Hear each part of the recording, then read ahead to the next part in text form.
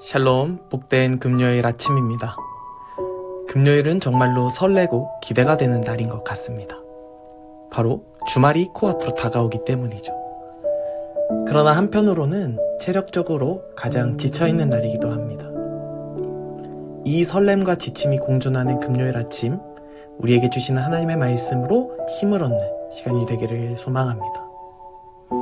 오늘 함께 묵상할 말씀은 창세기 17장 1절에서 16절까지의 말씀입니다.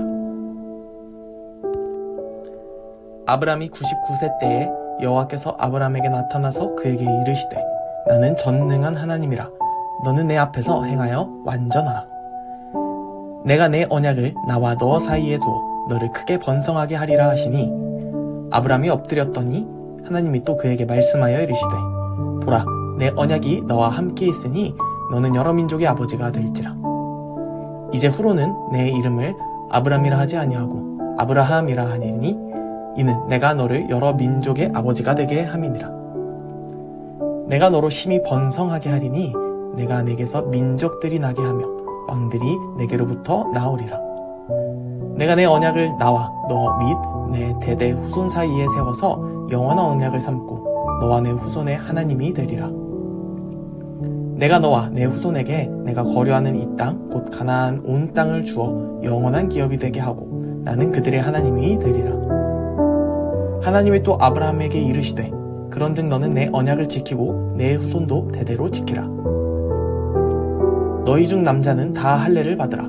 이것이 나와 너희와 너희 후손 사이에 지킬 내 언약이니라. 너희는 포피를 베어라. 이것이 나와 너희 사이의 언약의 표징이니라. 너희의 대대로 모든 남자는 집에서 난 자나 또는 너희 자손이 아니라 이방 사람에게서 돈으로 산 자를 막론하고 난 지 8일 만에 할례를 받을 것이라.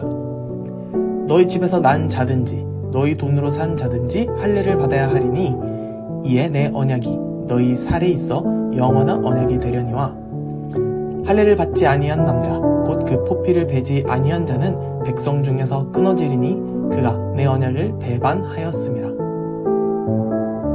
하나님이 또 아브라함에게 이르시되 내 아내 사레는 이름을 사레라 하지 말고 사라라 하라.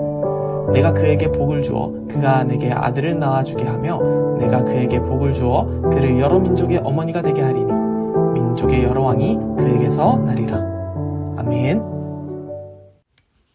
오늘 본문 17장에서는 하나님께서 아브라함과 사레에게 새 이름을 주시며 여러 민족의 조상이 될 것이라고 약속하십니다. 또한 그 약속의 표징으로서 할례를 행하게 됩니다. 1절입니다. 아브라함이 99세 때에 여호와께서 아브라함에게 나타나서 그에게 이르시되 나는 전능한 하나님이라 너는 내 앞에서 행하여 완전하라. 아멘.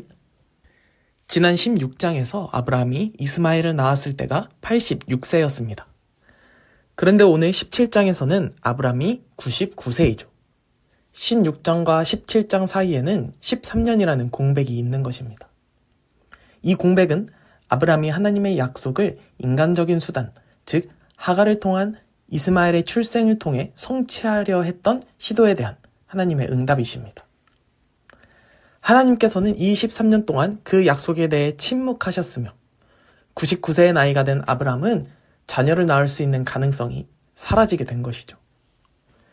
이러한 13년의 공백 가운데 하나님은 오늘 자신을 엘샤다이, 바로 전능한 하나님으로 소개하십니다. 도저히 일말의 가능성이 없어 보이는 상황 가운데에서 하나님의 전능하심을 드러내십니다. 하나님께서는 불가능한 상황 가운데에서도 언약을 성취하시는 능력의 하나님이십니다. 그런 하나님께서 오늘 아브라함에게 내 앞에서 행하여 완전하라 라고 말씀하십니다. 여기서 내 앞에서 행하여는 원어의 의미를 살려서 다시 번역하면 내 앞에서 걸으라 입니다. 하나님은 우리의 삶의 모든 여정과 걸음을 하나님 앞에 두기를 원하십니다. 또한 완전하라고 말씀하십니다. 이는 단순히 우리가 도덕적으로 완전한 것이 아니라 하나님과의 관계에 있어서 두 마음을 품지 않고 오직 한 마음으로 전적인 신뢰와 정직함으로 나아가는 것입니다. 하나님께서는 우리의 모든 삶이 하나님 앞에서 그리고 하나님을 온전히 신뢰하며 정직함으로 세워지기를 원하시는 것입니다. 우리가 우리의 삶을 하나님 앞에 두며 하나님을 온전히 신뢰함으로 정직하게 나아갈 수 있는 것은 바로 그 하나님께서 전능하신 하나님이시기 때문입니다. 오늘 하루 우리의 삶이 전능하신 하나님 앞에 전적인 신뢰와 정직함으로 드려지기를 소망합니다. 이어서 하나님께서는 아브람을 아브라함으로 그리고 사례를 사라로 그 이름을 바꿔주십니다. 이는 단순히 이름만 바뀐 것이 아니라 정체성이 바뀐 것입니다. 하나님께서는 아브라함과 사라를 한 가문의 족장이 아니라 언약 백성의 조상, 믿음의 조상으로 세우신 것입니다. 그리고 하나님께서는 이제 그 정체성을 할례를 통하여 몸에 새기라고 말씀하십니다. 할례는 단순히 하나의 의식이 아닙니다. 이 할례를 통하여 내가 하나님의 소유이며 하나님의 언약 아래 있음을 고백하게 되는 것입니다. 이처럼 구약 시대에는 하나님의 백성이자 소유로서 고백하는 표징이 할례였습니다. 그렇다면 신약의 시대에 사는 우리는 이 할례를 어떻게 바라보아야 할까요? 바울이 로마서에서 강조한 것처럼 할례의 참된 의미는 육체의 흔적보다 그 흔적이 상징하는 마음의 변화에 있습니다. 하나님께서는 오늘 우리에게 육체의 포피를 베는 의식이 아니라 우리 마음에 행하는 마음의 할례를 원하시는 것이죠.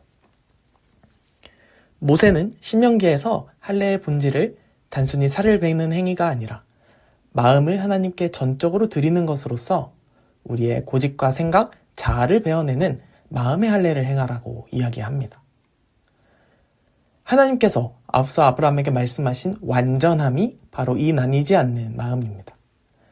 하나님 앞에서 우리의 생각과 욕심을 베어내어 두 마음을 품지 않고 오직 전능하신 하나님만을 전적으로 신뢰하며 나아가는 것이 참된 마음의 할례인 것입니다.